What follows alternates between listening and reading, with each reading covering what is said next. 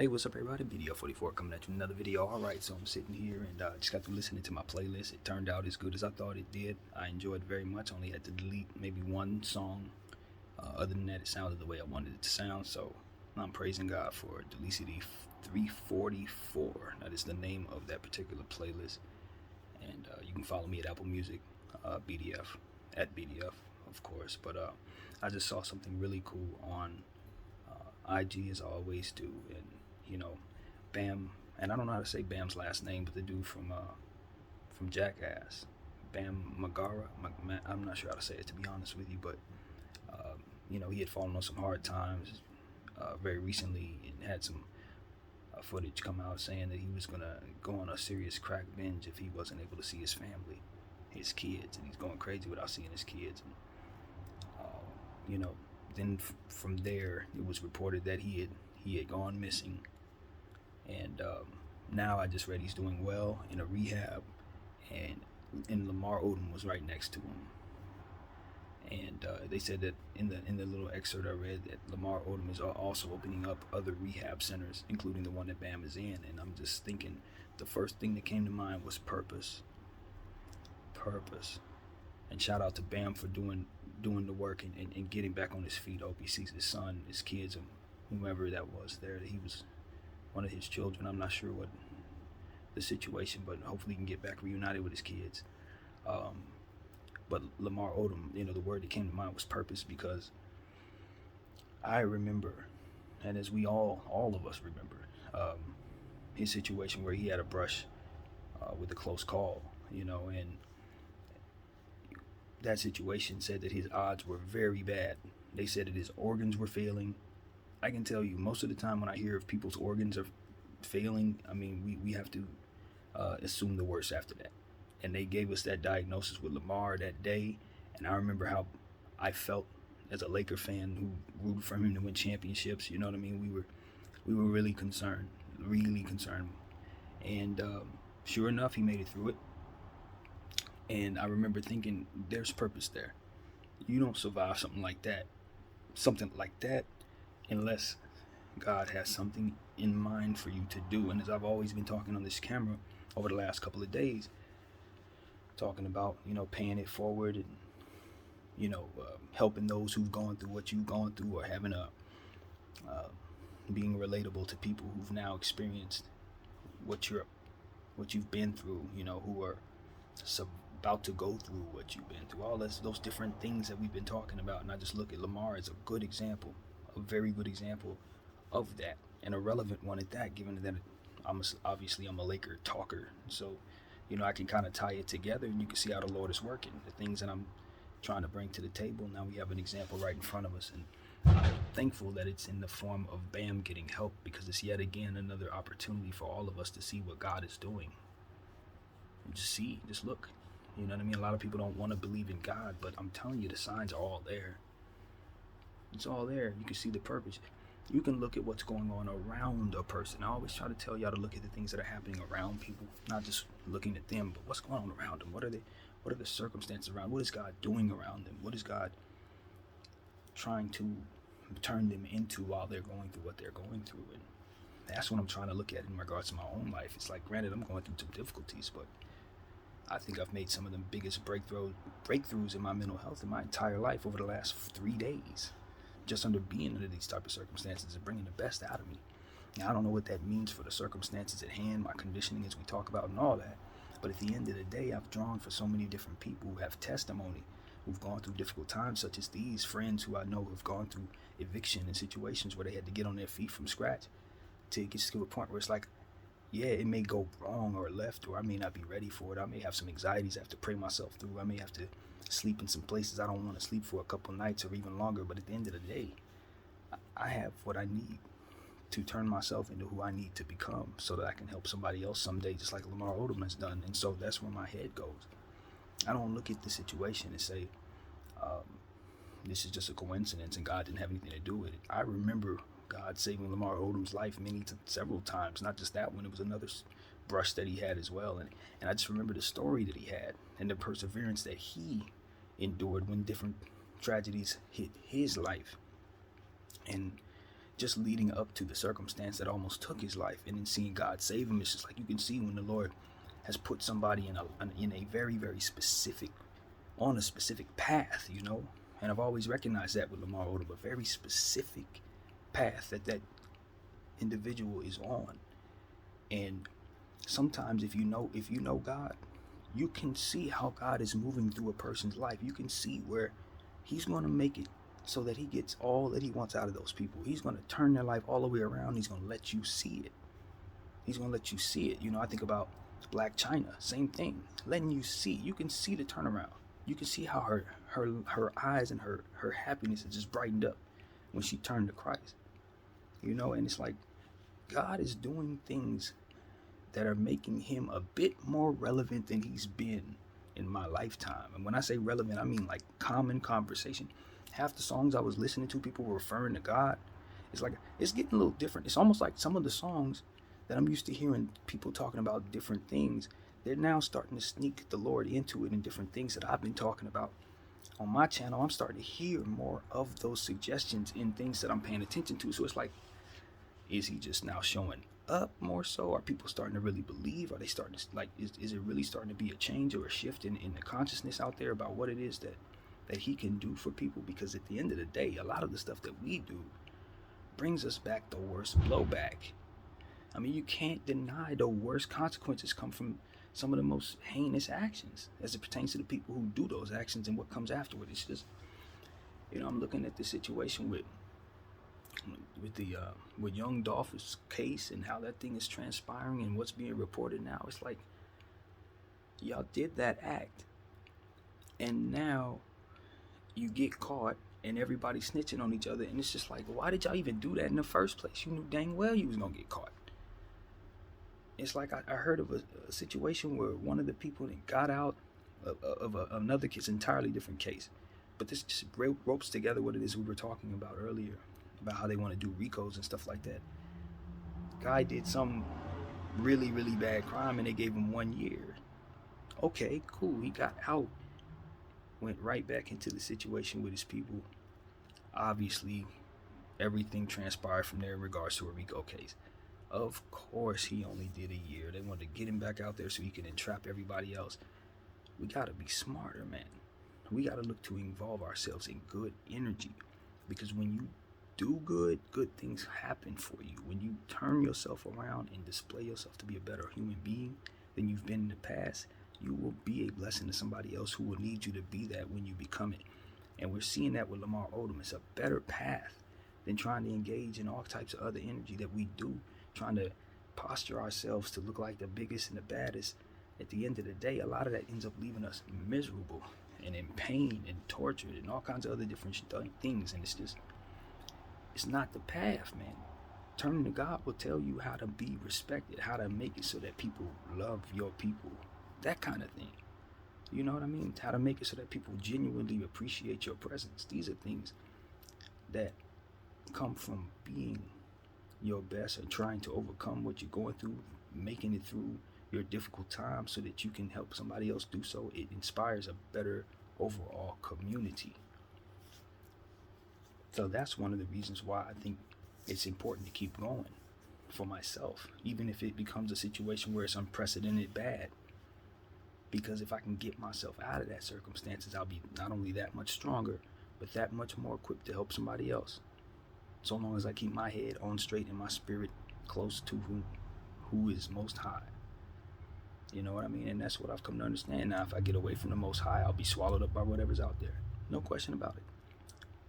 If the worst were to come or to occur, and various different things would just not be in place. But if I stay close to God, there won't be a path that I'm on that he doesn't want me to be a part of. And that's the key.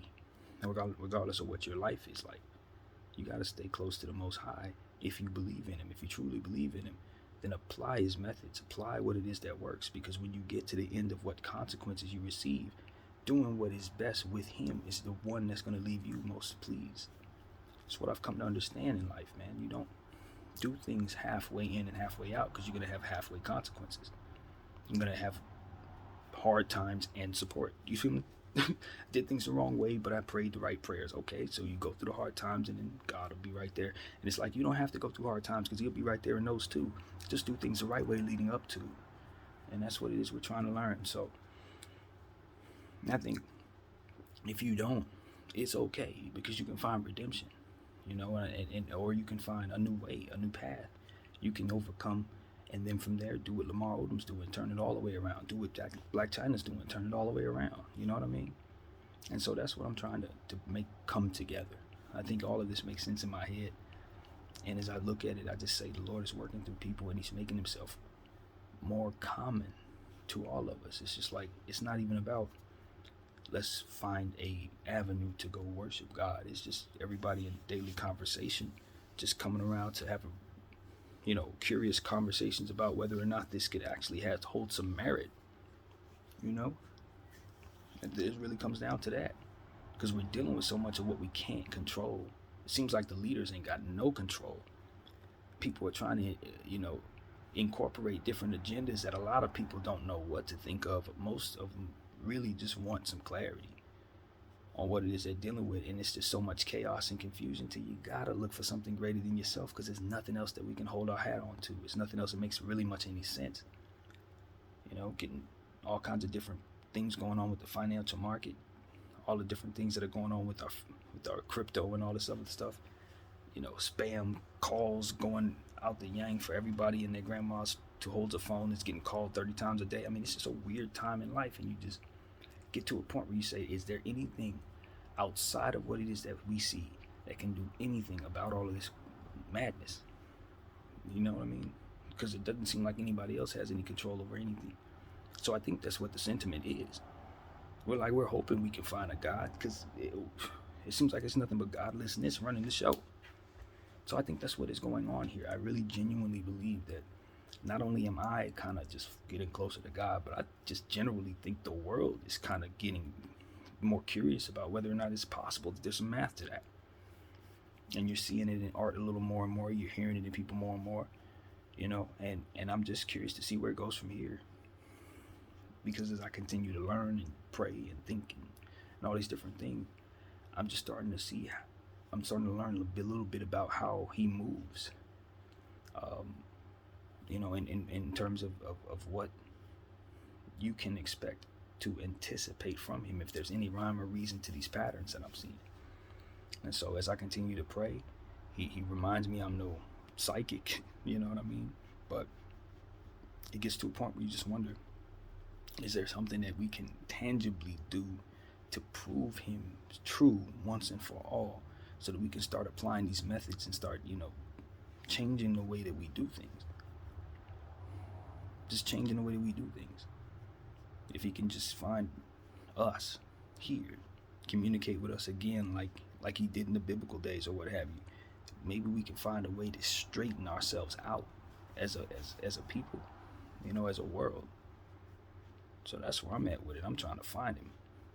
And to a point, I know I found Him, but even more so, I'm looking for signs that He can show us that He is actually here. And to be honest with you, I think I found plenty.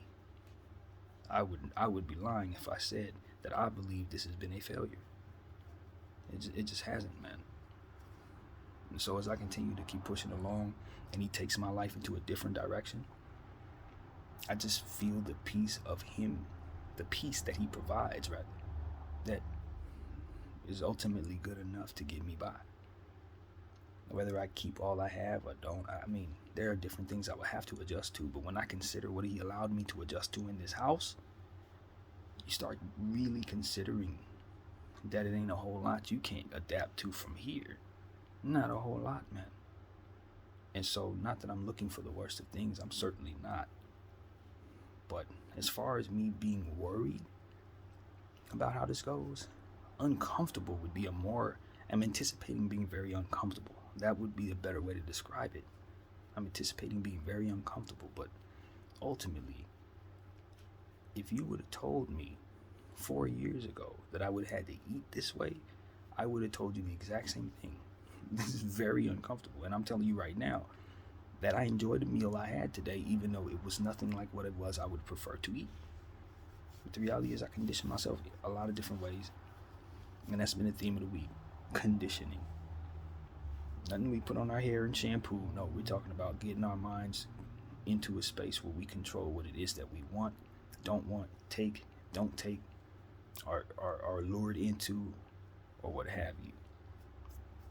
And that's a word I always try to meditate on these days, because it really is the essence of some of the paths that go astray. Lure. All types of energies that don't mean you no good.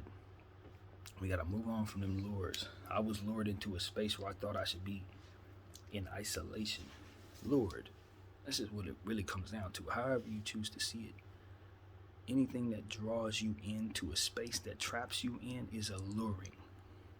Sometimes it can be someone you're attracted to that lures you into a space of no good. Sometimes it's money that lures you in. Sometimes it's just ambition or whatever different things that you are striving for that will lure you into circumstances that have you cheating the game, or cutting someone else down in route to what it is that you're doing. Energy that ultimately blows back on you and your people, and it just becomes a situation where you just learn to condition yourself against some of those lurings. You can't possibly see a good path down that way, even though that thing that's in front of you looks that way. You can't possibly want that unless you're caught in that lure. And I think the only way to get out from under that lure is to have love in your heart first for yourself. Obviously God, but it's pointed inward with that one. You gotta know that you don't want what comes with that thing that you would otherwise be lured into. She may be beautiful, but she comes with a lifetime of pain. That money may be plentiful, but you are going to jail for a long time for grabbing it. Like these type of things, it's like you don't get lured into stuff that traps your life. Your life be caught into spaces that you cannot get out of, leaving you to have to meditate heavily just to keep yourself in a peaceful space. You do not need to go down that path if you're not already down that way. Stay away from those luring energies, Jezebel energies, energies that just ultimately look really good, but ultimately have a drop of 1,000 feet as soon as you walk off that cliff. And that's what you don't want. You do not want to fall. And so that's what I'm trying to keep people from doing, man. Stay away from those luring energies. Stay away from those things, them bad but look good type scenarios. They're no good. There's nothing down there for you, I promise. So that's what I want to say to people, because I've seen myself go down that path in this way. I've seen others go down that path in other ways. Sometimes it just gets ridiculous, the stuff that people have to take on just for going into luring energies. I had a friend of mine that had a lady friend, and the way the story was told to me, he got in close with her, and from there she got him into the streets. And I tell you the truth, he ain't with us today, man. He not. And it's not that he was living a negative life when he died either, but this is the point that he was out there for a long time. And from where I was sitting, the story goes, because I don't know, right? I don't know, but if the lesson tells the story, he was in a luring space. He was lured in, and then from there trapped. And so that's what comes to mind for me. Not to say that I know, but these are the type of things that you want to keep from having happen, regardless of the reality of that circumstance. You do not want to be lured into anything that's going to have you trapped. Least of all in something that's going to take so much from you. So that's where my head goes, man. Sometimes it's drugs.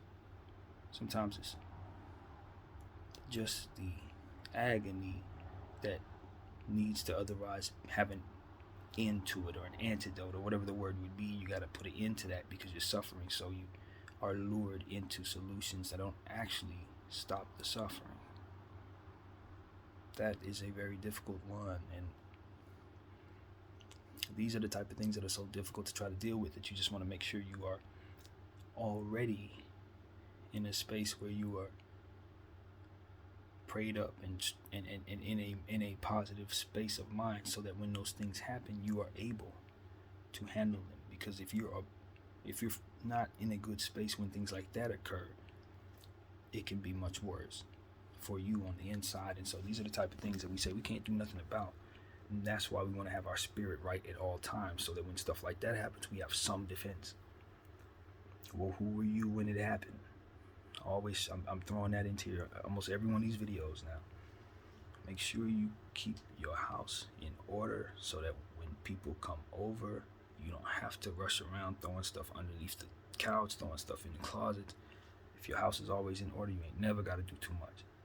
And so that's the lesson there. That's the metaphor for it, rather. The thoughts that I have in my head, I assume to be wisdom. I don't know that I do a good job of following my own wisdom in a lot of cases, but I don't know that it's even of me. I really do believe at times that it is the higher power truly giving me wisdom that's much smarter than what it is I apply. And none of this stuff really is anything other than stuff that I've probably heard along the way, a lot of the time, and listening in church, like truly absorbing what was said.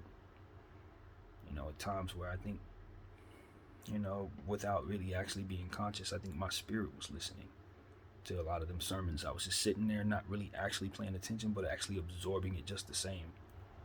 And because I was so frenetic as a child listening, I would really pick up the wisdom from every little thing that ever came my way, without actually being conscious of it. Just picking it up all over the place. And when you apply it, it can be difficult, you know what I mean? But when you regurgitate it, when you give it back to others, and you see them apply it, you're like, yes, that does work. Yes, that does work. You know what I mean? It's one of those types of situations where it's others who reaffirm to me that the things I say really do work. Because at times, as you can see, I have a hard time applying any of these things. You know what I mean? And I think that's the frustration of my own existence. But nevertheless, I've never been in this space and thought of myself very much. You definitely want to be thinking of others if you're doing it the way the Lord wants you to. I always try to keep a balance of being worthy of still being here. And that's what I'm not going to say always keep a balance. I'm beginning to understand that is something to keep a balance of. You want to make sure that you're still worthy to God for being on this earth. And if you're self-serving, and if you're only about your own actions, and if you don't think God exists and therefore you stepping on everybody, you're at risk. You're at risk of not being worth it to even keep here anymore. And so that's something that I want people to really, really, really absorb, man. Because I'm not saying it in an empty way. I'm certainly not throwing any physical threats at anyone. But what I'm saying is the Most High has put that in my heart to say at this very moment, that some of us who are running around doing a lot that we ain't got no business doing, some of us who are making life harder on others or unapologetic in our actions, or just trying to make life harder on people for whatever reasons, I think what he's telling me is, you may not have a lot of time left. You may not. You may think you're on top, but he's starting to wonder if it makes sense to keep you around, doing all the evil that you do, doing all the godlessness that you do, and doing all the luring that you do, leading people into traps for your own betterment, cheating people and sending them into situations where they don't have opportunities to be with their family, shunning people for differences that don't got nothing to do with anything you can possibly relate to or understand, but you still want to just mobilize others against them for your own benefit. I am telling you, if you think this way, you live this way, you pray this way, you act this way, he's trying to figure out if it makes any sense to keep you around. I don't have a lot of happiness when I say that, man. That's not my spirit. When I say that ain't of me in any way, because I'm no better than anybody else, and all I'm doing is taking in that word just like y'all should be. And keep that in mind when I turn into the dark ways that I can. My spirit ain't doing what it's supposed to do. I have to keep in mind that he just told me this, just like he told you guys. And if you know your spirit's in the right place and you know you don't act like that, please understand you're in the right track. Sometimes you might make mistakes. Just like I said, just because you failed doesn't mean you're a failure. Doesn't mean God failed you. None of that. You know, we're talking about people who don't ever care about life. Don't ever care about about healing themselves for the betterment of healing someone else. They just want to burn and let the world burn around them. And I'm telling you, I don't think he needs that light anymore. I don't think he needs that. That burning is not necessary. There's a whole new generation of people coming into this world, and I don't know what all they can do or cannot do, but I'm telling you, some of the people who've been running around doing bad stuff that's made life hard for the generations who've been here, they're not going to make life hard for the generations that's coming. I'm telling you. He's speaking this into me very clearly. Y'all ain't going to be torturing the kids the way you tortured the others. Them 20-somethings, 30-somethings, 40-somethings that y'all did that to, your methods are going to deteriorate in this era. I'm just telling you, this is happening. He's moving things around, man. He's moving things around. He's moving me around. People I'm praying for, moving them around. I'm just seeing so much change. And I'm getting closer to him, trying to cope with myself, and all I'm hearing is different things that I don't even know where it come from, man. I truly don't. As a creative, I'm telling you, I'm running on fumes when I'm talking this way. Half the time the words are just blurting out. And I just roll with it because that's how my mind works. But I'm telling you, I am telling you, there are feelings attached to this. Like goosebumps you feel when you say certain things, stuff like that he is doing at the same time as I'm just sitting here letting my mouth dribble. And it just becomes a situation where you just understand that the awakening to a higher power has basically begun, I think. That's the moral of what it is I'm saying here. I think there will be more and more people going to God, and I think there will be more and more people trying to be curious about him. More and more people calling upon him than ever before. And then from there, the con men that pretend to be of him when they're not. You know how that go.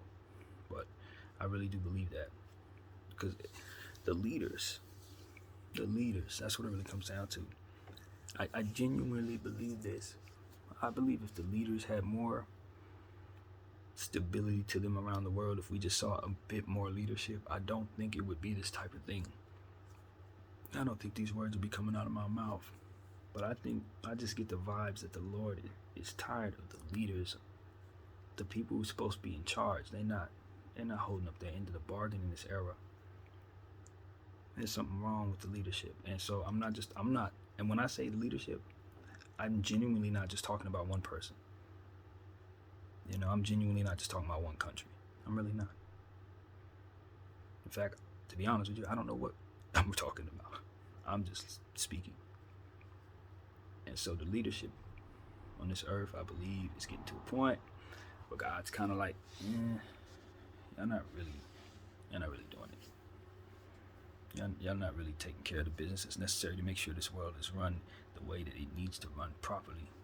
And maybe that's not necessarily because you're not good leaders. It just means that the world is moving faster than you can keep up with. But the point is, leadership is off right now. It's not running the show. And so God is trying to grab a hold. He's gonna take back his globe, basically. And you know, people be like, "Oh, we're in the last days." I don't know. He don't tell me that. I don't tell the future. I don't. No. In fact, he's very distinctively told me many times I ain't no psychic. I ain't. But it's just one of those situations where you get the feeling when you get closer to him that he can really, really communicate to you. It ain't a situation where, and I speak for myself, I don't speak for other people in other walks of life, but with myself, it's just like, I've been like this since I was a little kid, to where I could just go into word play, so to speak, and then cohesively speak about the Lord and have it make sense. Yeah, I used to sit on the phone with my first girlfriend and talk like that. I used to call her the key, because she would be able to unlock the greatest parts of my spiritual speaking. You know, like, because in other times in my life, I was only 16 years old. I wasn't talking like that to nobody. But for some reason, me and her could talk to spirit all night long. I don't even know if she would be talking. It would just be me doing this. But I would be saying so many things that would be of the Lord, like just like I'm doing in this era. You know, I've always done it. And so it's just one of them situations where I just kind of go with it at this point. You're 38 years of age. You don't even question your own self no more. You just kind of just do whatever, you know. And so that's kind of how I am with my spirit. I don't question it. And I don't think you should either, especially when you get close enough to the Lord to where you can deal with hard times with great faith. Once that happens, and He can start using you in whatever way He sees fit. You become that strong. You become somebody who could really help you. You know, I think about DC Young Fly. It's interesting because I was looking in the comment section of the Shade Room, and people were reacting to him, and they did not understand his strength. Immediately their minds went to something sinister, because he wasn't bawling like crazy. He wasn't in agony. They're not used to someone saved losing someone. But see, right now, since I'm so close to the Spirit, my head was very much clear on what I was looking at when I saw him talk. Because he was talking the same way I've been talking. You know, essentially just go to the Lord. If you better have a relationship with God. If you're going to go through these hard times, you got to pray through them. Like, I'm aligned with Him on that. I'm aligned because I'm praying for Him, and I'm going through something terrible that is requiring me to pray all day, all night, just like Him. So a lot of times when I'm praying for Him in this time. So when He was speaking, He was just essentially saying, the Lord was speaking through Him. Let me tell you what was happening there. The Lord was speaking through Him. He's carrying Him. He's literally carrying Him. You didn't see a man who's strong. You seen a man that's actually being carried by God.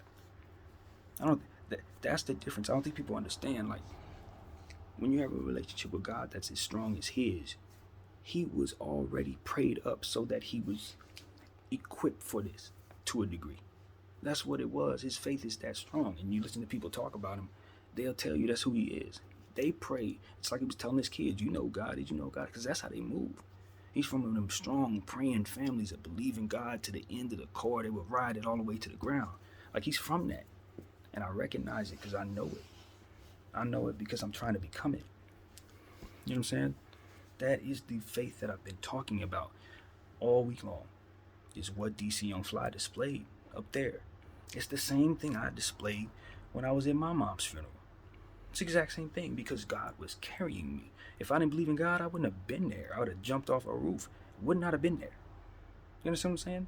I know what DC Fly is being carried by, and I also know if he didn't have God, what would be going on right now. So for those who think, I think something sinister. No, that man he is leaning into his faith in one of the most difficult times he'll ever go through in his life. And that's what it looks like when you do that. When your spirit is right leading up to the tragedy, you handle it like that. That's exactly what it is. The non-believers don't understand that to a degree because they don't have that. You don't have that. It's not there. You don't have a relationship with a higher power that would allow you to lean on something like that to where it's not something that's decaying your spirit, having lost somebody. You know that somebody went right back to the Lord on the Lord's timing. So while you're going to miss them, and it's going to be hard without them, and you will deal with that part of it, the otherwise agony that comes with not knowing where they went and having to try to be on top of everything because God don't exist, it'll have you going on all kinds of trips that ultimately get you thrown in jail, possibly have your kids taken away. You know what I'm saying? Just off of the strength of you not believing in God and His ability to handle that for Himself. Revenge is His, or whatever the case may be. Or you can get through it. You don't have to jump off a roof or whatever. Those things, I'm telling you, if you want to be able to get through those type of situations, you got to lean in on your faith before them things happen. You got to have your house in order before they come knocking. You know what I mean? And that is what I am learning how to do. That's what I can tell you in a different way. I didn't apply being ready so that when things happen, things didn't go awry. In other areas, I didn't apply that, and I saw the consequences. So that's why I'm telling y'all, this faith thing is not empty. Maybe it doesn't make as much sense to you to lean into faith because you haven't gone through nothing as of late. Maybe you feel like you only need God when times are hard. I've been there, but it plays out this way. This is what happens this is what you end up saying on the other end of it. This is exactly what you end up saying on the other side. If I wish I would have did the work leading up to this so that I could have had a better time with this. Get the work of having a relationship with God, getting closer with Him, staying close to Him. So that when whatever takes place, you always have that truth in your heart. That He can get you through this, that He wouldn't give you nothing you couldn't handle, that everything good comes from Him and goes back to Him, and all those different truths that will keep you grounded in this spirit. You don't have to do this alone. Community is coming. A good thing is coming around the corner. Whatever different things that whisper into your heart to keep you out here living and focused on what it is that'll keep you compassionate. A man has 3 kids to raise. He ain't got time to be crumbling. He ain't got time to be losing his faith. You understand what I'm saying? They just lost their mom. What you want him to do? Jump all over the casket or something? That's what God is for, to keep you from tripping like that. That's what God is for, to remind you that she is okay. Just like you're going to be. Just like I'm going to be. Just like my mom is. All that. And God exists. And if you don't believe in He exists, then you got to fill in these blanks by yourself. And I'm telling you, I don't know how you do it. Because I wouldn't want to. I wouldn't even want to.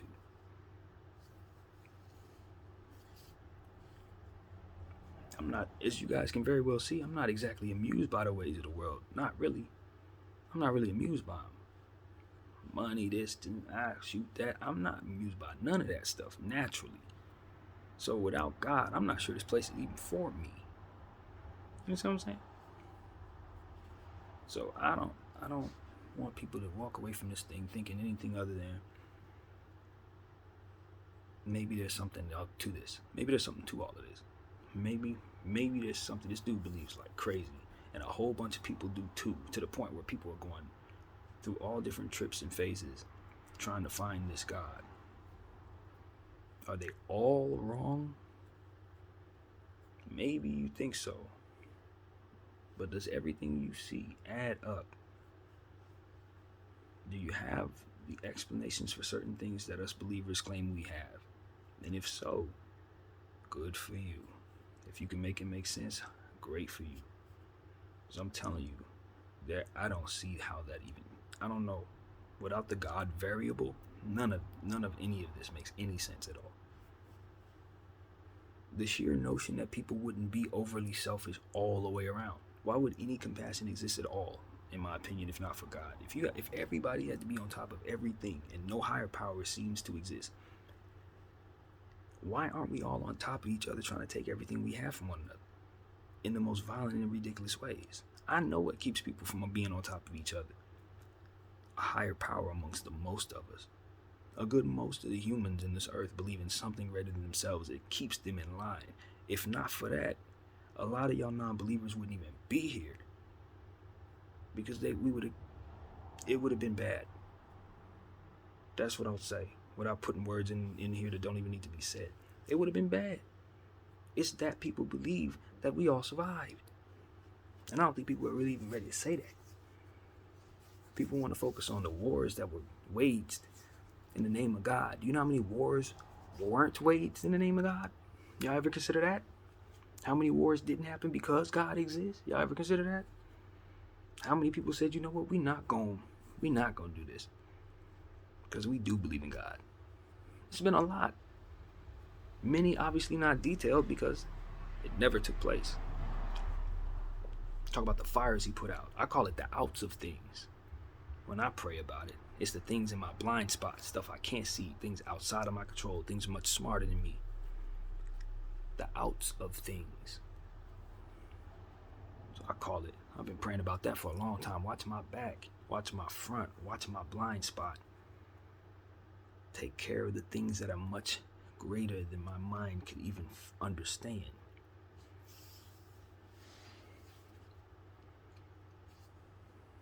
People who don't believe have to either be on top of those things or just accept that those things are going to go bad at some point. And to be honest with you, those of us who believe, we don't have to accept that necessarily, because there's a belief that it may not actually have to be that way if God's in control.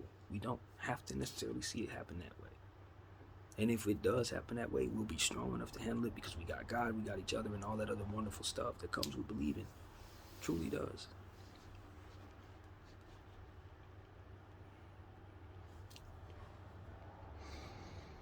As I've said, man, pray for DC Young Fly, and his family, his kids. Pray for Bam and his family. Hopefully he gets to see his kids, Lamar, his children as well. All of you guys, man, everybody who has seeds, you gotta understand that's why you don't want to get away from God, because you need those kids to protect themselves from the ills that are gonna be here after you're gone. And you're gonna want them to raise their kids and keep themselves safe and raise their kids, etc., etc. And the one thing that kept a lot of us alive was the fact that our ancestors kept that relationship with God intact throughout the course of their lives and passed it to us. It's the essence of DC Young Fly's faith, and my very own as well, and many others all over the globe, many different religions. It's that you keep that relationship with an higher power that will keep your children in a space where they can welcome good things into their lives and teach their kids how to do so too. It is why. It is simply why. We get caught up in the self-serving aspect of things, or the fact that some of us are not going to have children. Believe me, that is no excuse. Do you know why? Because I don't have children. And I'm telling you this. So I hate using the word hate, but I guess it's already been said 3 times, but I do not like when people say that they don't care about what happens to kids because they don't have kids. I don't understand that at all. Clearly I don't. So don't let the fact that you can't have kids or don't have kids make you feel like you're exempt from all of this conversation, because believe you me, I am living proof you are not. So I just wanted to say that it's been on my heart for years. I ain't got no kids. I don't care what happened to kids. Yeah, you're part of the problem. That's a problem. Because kids aren't kids. They're the next generation. They're the ones that are going to keep this world spinning properly. People look at kids as little dolls, like they're going to run around and be like that forever. No, they're going to grow up and they're going to have some control over the earth. So you tell me you don't care about kids. You tell me you don't care about your environment and the people who are going to be running it. Stop playing with the rest of our lives. It's your stupidity. That's exactly how I feel, man. It's been on my heart for years. Just finally had a voice to say it. But man, I just feel like at the end of the day, we're going to be all right, because there are people around this world who are displaying this type of faith. I am not the only one. If you look close enough, you're going to see it everywhere.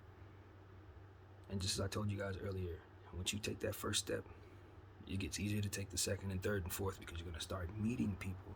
You're going to start seeing these examples of people who've also taken that first step. And do you know why? Because that is how it goes. They're now sent to find you for that purpose. That's how I know they're coming, because that's how God works. You too will find somebody who will have just taken that first step and will need you to help them take the second. Hence the LO BAM thing. I'm telling you, it's a parallel and a metaphor for it all, so to speak. Let him in and see, won't he do great things for you? Let him in and see, won't he put you in a position to feel a lot better about hearing stuff like this from which I'm talking about. It won't sound as foreign to you to hear somebody preach like this or talk like this, however you want to describe what I'm doing. I call it preaching, I think. But at the end of the day, it's like, it's God, man. He's in me, helping me through a difficult time, and because of it, I get to go to him 24/7 in ways I never would. A time I would probably be doing something secular or something, smoking weed, listening to music, something else. Not talking about him, but it's these hard times that just make you go straight to him. And it's like, I've been praying hard prayers, as you guys know, leading up to this point. Praying for all different types of people on the list. You guys know about the list and the bereaved. I've told you guys a million times about my relationship with God. But I ain't preached to y'all like this. I always had something else to say. I was always dealing with my problems in a real way. That, well, not a real way. It was opposite. Dealing with my problems in ways that were just negative. This is actually the real way. But, just letting my negativity spew as it came naturally to me, letting those demons attack me, lie to me about how I needed to stay in this house and about the parameters from which I can move, lying to myself, letting the enemy suggest things. But I was praying to God. I was building that relationship, that strength. See, that's the thing. While the enemy was trying to do what he was doing, God was working on me as well. And that's what we always got to remember. It's a tug of war going on. It's a tug of war in your life. Until you make a commitment to which side you're going to go, there are going to be two warring sides for your soul. Now, I know those are some words that you don't want to hear together. It's been marketed to us a certain way, but honestly, that's what it is. It's spiritual warfare, and you are the prize. I want people to think about that, because we run around our lives, we think we got control over everything. We don't understand that there's two sides trying to war over whether or not we're going to fight for them in the end. You're going to be a slave to the Satan's army. I kid you not. You choose the wrong path. That's exactly what it is. You're going to be waging a war on the losing side.